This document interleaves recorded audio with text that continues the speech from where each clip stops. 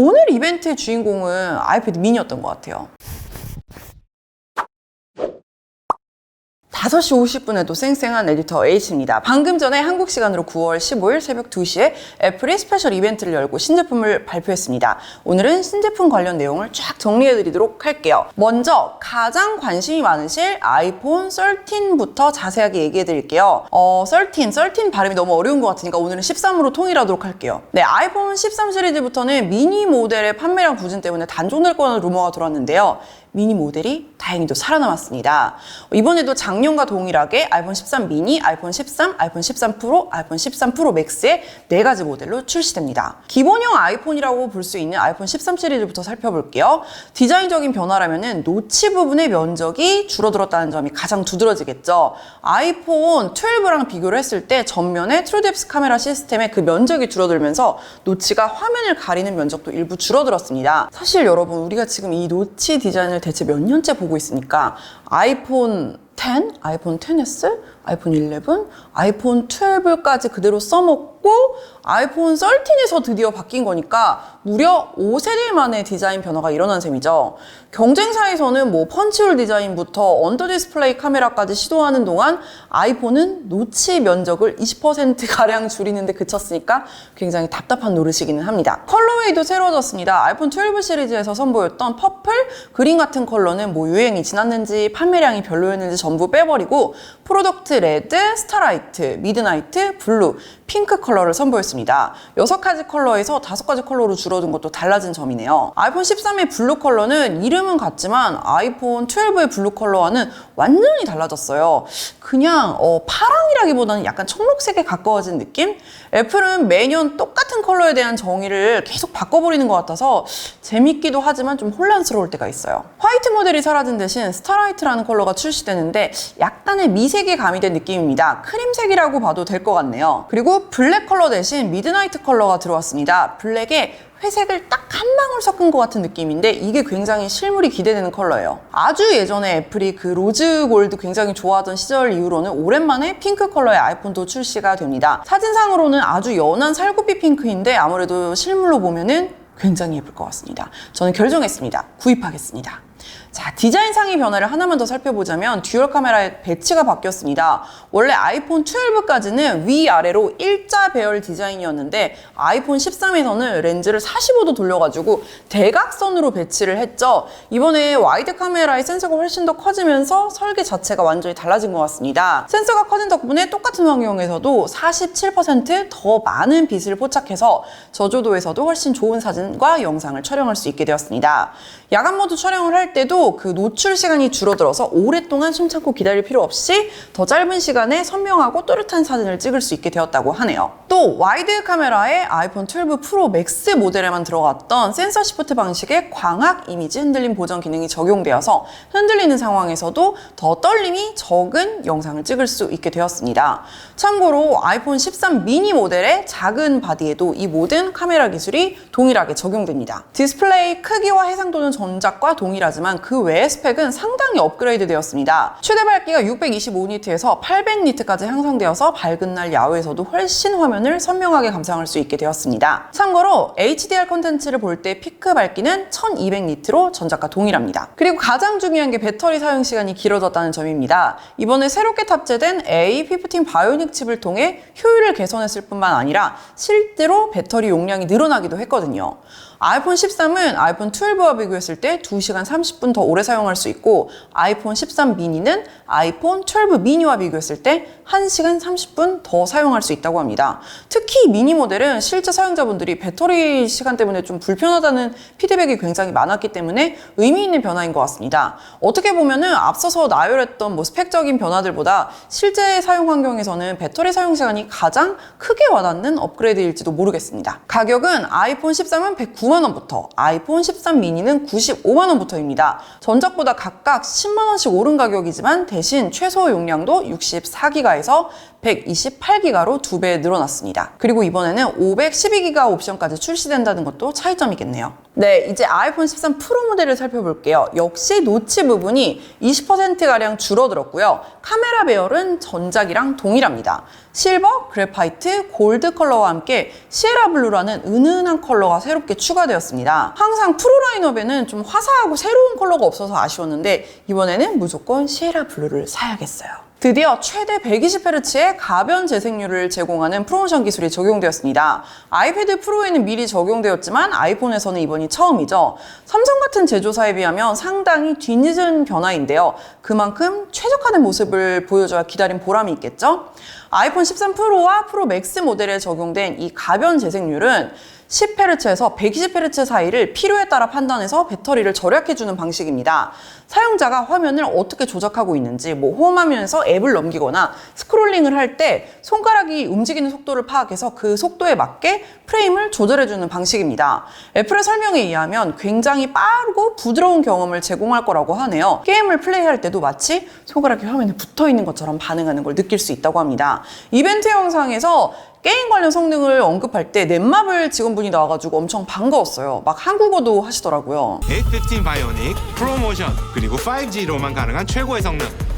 사실 이런 부분은 단순히 프로모션 기술만 적용돼서 되는 게 아니고 새로운 A15 바이오닉 칩셋의 그래픽 성능이 뒷받침해주는 영역입니다. 그 새로운 5코어 GPU가 실시간으로 반응하는 재생률과 더불어서 PC에서 경험하던 것 같은 섬세한 고사양 그래픽을 그대로 옮겨올 수 있게 해줬다고 하네요. 애플이 이번에 A15 칩셋을 설명하며 그 어느 때보다 경쟁사와의 비교 수치를 노골적으로 강조했는데요. 경쟁사의 어느 칩셋인지는 말해주지 않았기 때문에 약간 애매하죠.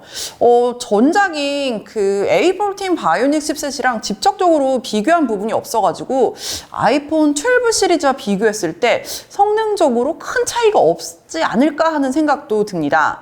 초당 최대 15조 8천억 회의 연산을 처리할 수 있다는 새로운 뉴럴 엔진만 확실한 성능 개선이 느껴졌습니다. 뉴럴 엔진의 연산이 빨라진다는 것은 실시간으로 데이터를 끌어다가 분석하고 결과를 내놓는 능력이 탁월해진다는 뜻이죠. 특히 카메라 성능을 비약적으로 올리는 데 도움이 됩니다. 네, 자연스럽게 아이폰 13 프로 모델의 카메라를 한번 살펴볼게요. 이번에는 77mm의 망원 카메라가 무려 3배 광학줌을 지원하게 됐습니다. 기존에는 아이폰 12 프로가 2배 광학줌, 그리고 아이폰 12 프로 맥스가 2.5배 광학줌을 지원했던 거랑 비교하면 큰 변화죠. 근데 이게 3배면은 좁은 실내에서 망원 카메라로 정물 사진이나 인물을 찍을 때 조금 빡셀 수도 있겠다는 생각이 들었어요. 왜냐면 엄청 뒤로 가서 찍어야 되거든요. 줌인이 많이 되니까. 아이폰 13 프로의 와이드 카메라는 역대 아이폰 중에 가장 큰 센서에 1.9 미크론 픽셀을 적용해서 저조도 촬영의 결과물이 2.2배까지 개선되었다고 합니다. 그리고 프로 모델의 울트라 와이드 카메라를 활용해서 2cm 떨어진 피사체까지 촬영할 수 있는 접사 촬영이 가능해졌습니다. 결과물을 보니까 엄청 멋있긴 한데 이건 사실 갤럭시 S21 시리즈에도 이미 적용되었던 기능이죠. 프로세서의 성능 향상으로 소프트웨어 처리가 원활해짐은 물론 카메라 하드웨어까지 좋아졌기 때문에 저조도 촬영에서 좋은 결과물이 아주 기대됩니다. 새로운 카메라 기능도 추가됐는데요. 애플이 가장 공을 들여서 발표한 기능이 바로 시네마틱 모드입니다. 영화나 드라마에서 보면은 그 내용에 따라서 그 다른 인물이나 피사체로 그 초점이 자연스럽게 전환되면서 드라마틱한 그런 효과를 연출할 때가 있잖아요. 그런 초점 전환을 아이폰 영상 촬영에서도 사용할 수 있다는 거죠. 심지어 촬영 후에도 심도 효과 편집이 가능하다고 합니다. 애플이 그 발표한 촬영 샘플을 보니까 진짜 멋있는 스토리텔링이 가능할 것 같더라고요. 근데 이게 실제 렌즈 조리개를 이용해서 촬영하는 게 아니라 소프트웨어를 통해서 배경이랑 피사체를 분리하고 아웃포커스 효과를 이리저리 옮기면서 그 연출해주는 건데 제가 봤을 때는 일부 이제 경계의 흐릿한 느낌이 아직은 좀 인위적이라는 생각이 들기도 했습니다. 그리고 뭐 LG나 삼성 스마트폰에서 이제 동영상에서 아웃포커스 효과를 표현할 때 항상 그렇게 마음에 드는 결과물을 본 적은 아직 없거든요. 그리고 이 기능으로 촬영할 때는 아직 1080p까지만 가능하더라고요. 아무래도 이게 좀 어마어마한 리소스가 드는 작업이다 보니까 프로세싱의 한계가 아닌가 싶습니다. 조금 아쉽죠? 이거는 제가 빨리 제품을 구입해서 결과물을 테스트해 보도록 하겠습니다. 아이폰 13 프로 모델 역시 배터리 시간이 더 길어졌습니다. 특히 아이폰 13 프로 맥스는 12 프로 맥스보다 2시간 반 배터리가 오래 간다고 하는데 제가 지금 맥스 모델 1년 가까이 쓰면서 한 번도 배터리가 부족한다고 느낀 적이 없는데 아이폰 13 프로 맥스는 역대 아이폰 중에서 가장 배터리 시간이 긴 제품이 되겠네요. 가격은 아이폰 13 프로가 135만 원부터 아이폰 13 프로 맥스는 149만 원부터입니다. 굉장히 비싼 폰이죠. 128기가부터 출시되며 이번에는 1TB 용량이 처음으로 추가되었습니다. 저는 항상 프로 맥스 모델만 사용을 해왔는데 이번에는 아이폰 13 프로 맥스에만 단독으로 적용된 기능이 없어서 그냥 13 프로 모델로 갈까 싶은 생각도 드네요. 사실 완성도가 높은 제품이라는 점에는 전혀 이의가 없고 실제로 사용을 해보면 이렇게 이벤트에서 설명만 들은 것보다는 훨씬 더 감동을 주는 부분이 있으리라고 생각을 합니다. 하지만 아이폰 12 프로 사용자로서 드라마틱하게 느껴지는 변화는 별로 없었어요. 꼭 갈아타야겠다 이런 마음이 들 정도로 신선한 이야기는 없었던 것 같아요. 전반적으로 다른 분들의 반응도 조금 아이폰이 시시했다 이런 얘기가 많더라고요. 오히려 이번 애플 이벤트의 킥은 아이패드 미니였는데요. 정말 발표되는 순간 보자마자 사야겠네. 어떤 컬러 사지? 이 말만 나오더라고요. 7.9인치의 아이패드 미니 5세대랑 비교를 했을 때 새로운 아이패드 6세대는 8.3인치로 화면을 키웠습니다. 그리고 지긋지긋한 홈버튼과 태평양 같은 베젤 디자인도 갈아엎었습니다.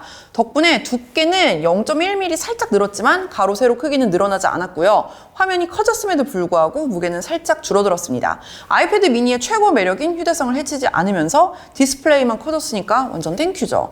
애플 펜슬 2세대를 지원하게 되었으며 카메라도 엄청나게 업그레이드 되었고 5G를 지원하며 충전 단자는 USB-C 타입으로 바뀌었습니다.